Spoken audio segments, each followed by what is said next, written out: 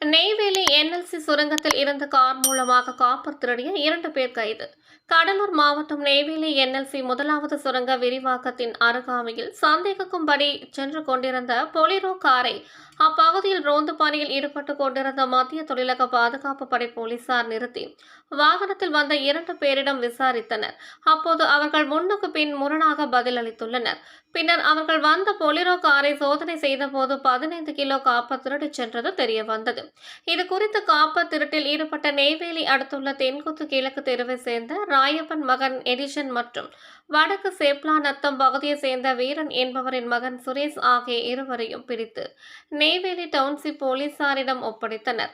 மேலும் திருடப்பட்ட காப்பர் மற்றும் காரினை பறிமுதல் செய்து வழக்கு பதிந்து இருவரையும் சிறையில் அடைத்தனர்.